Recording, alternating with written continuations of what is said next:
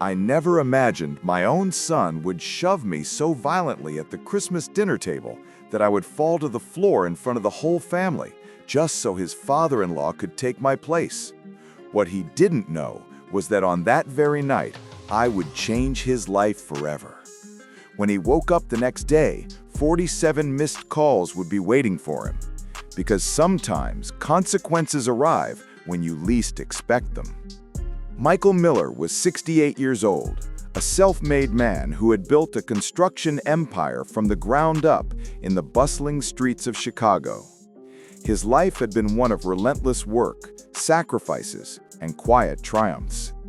5 years earlier, he had lost his wife, Rose, to a sudden illness, leaving him with a void that only his son David seemed able to fill. Or so he thought. David, now 42, had been groomed to take over the family business, Miller Construction, Inc. But Michael's unconditional love had blinded him to his son's growing entitlement.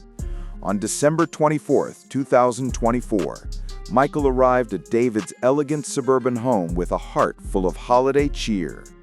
He carried gifts for his grandchildren, Jacob, 15, and Isabel, 12, and a rare $300 bottle of wine saved for special moments. The house glowed with golden lights, and the scent of roast lamb wafted through the air. "Grandpa Michael," the kids cried, rushing into his arms. Their hugs were warm, genuine, a stark contrast to the chill that would soon descend. Teresa, David's wife, greeted him with a smile that didn't reach her eyes. David himself was distant. His "Hey Dad" lacked warmth. Michael sensed tension, but brushed it off. It was Christmas after all. The table was set for 8, though only 6 were expected. "Is someone else coming?" Michael asked. Teresa nodded. "My father, Anthony."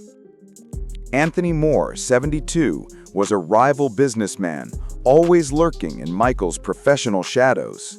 When he arrived, David's demeanor shifted. He fawned over Anthony, ushering him in with effusive praise. Michael took his usual seat at the head of the table, beside David, a position of honor he'd held since Rose's passing. But as Anthony approached, David's face hardened. "Dad, I need you to get up. That seat is for Mr. Moore." Michael's confusion turned to shock. "I've always sat here. It's my place." The room fell silent. The kids froze. Teresa looked away. Anthony stood awkwardly. "Don't make this difficult," David snapped, then shoved Michael hard. At 68, Michael's balance failed him. He crashed to the floor, pain shooting through his hip. The kids gasped. From the tiles, Michael heard David's cold words. "This seat belongs to my father-in-law. Get out." Humiliation burned through Michael like fire. The kids helped him up. Isabel whispered, "Are you okay, Grandpa?" He lied, "I'm fine." But inside, his world shattered. Dinner proceeded in tense silence. David and Anthony discussed business mergers, ignoring Michael, now relegated to a side chair like an outsider. Teresa served food nervously. The grandkids' attempts at chatter fell flat. Michael observed it all, a decision forming in his mind. After dinner, he excused himself to the bathroom. Staring in the mirror, his red-rimmed eyes reflected not tears, but resolve. He made calls to his lawyer, Edward, revoking David's powers in the company, to his accountant, Linda, freezing joint accounts, to his deputy, Robert, to clear David's office and promote him to CEO. No revenge, this was justice. David had betrayed him. Now he'd learn independence. Michael returned to the table, composure intact. He overheard talks of merging with Anthony's firm without his input. "Technically, I'm the CEO," David smirked. Michael smiled inwardly. Not for long. He left early, Jacob asking, "Are you upset?" "Disappointed," Michael replied. One last call, to his estate lawyer, updating his will. Home by midnight, Michael pored over documents.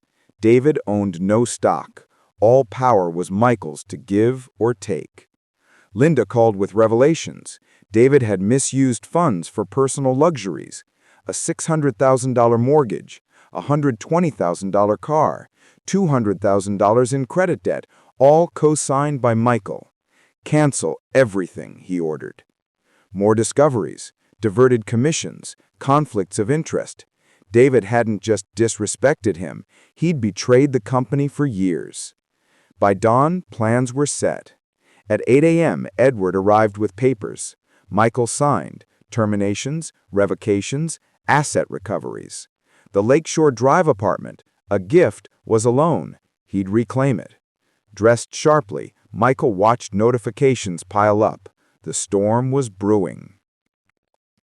David woke up Christmas morning with unease. Teresa prepared breakfast tensely. His phone showed missed calls, banks, creditors. By 10:15, they flooded in. Mortgage default, credit suspension, asset seizures. 47 calls in minutes. Panic set in. The guarantees from your father were canceled, one said. David's world crumbled. He raced to the office. Robert sat at his desk. This isn't your office anymore. A note, this office is not for you, echoing David's words. Termination letter cited loss of confidence. An envelope from Michael. Consequences arrive unexpectedly. Vacate my properties by noon. Job, home, car, gone. In the parking lot, his BMW was towed. Subway home, phone ringing nonstop. Teresa held an eviction notice. We owe $600,000. Defeated, David called Anthony. A meaningless argument? Anthony scorned. You humiliated your father.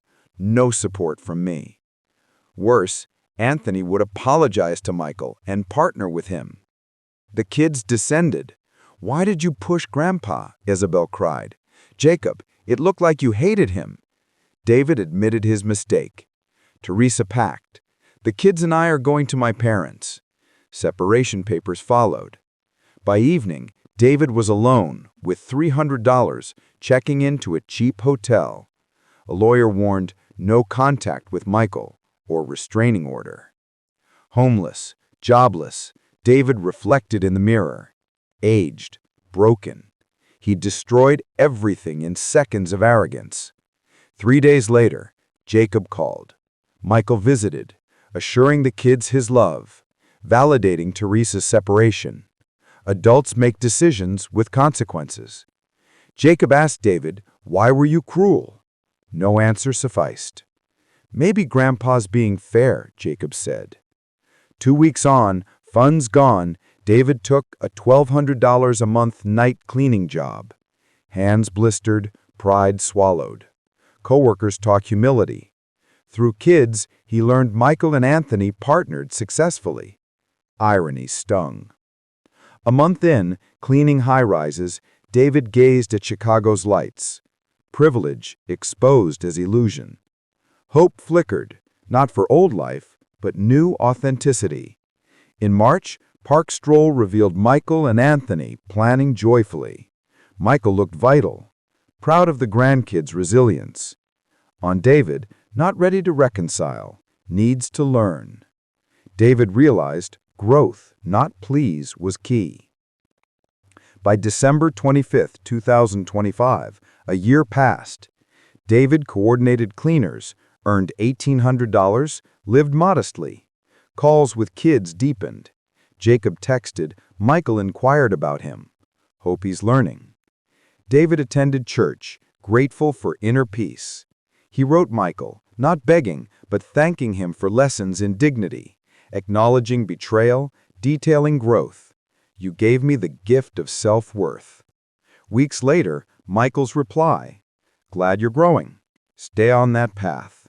Not forgiveness, but pride. David found peace in transformation. Some bonds break, but self-respect endures.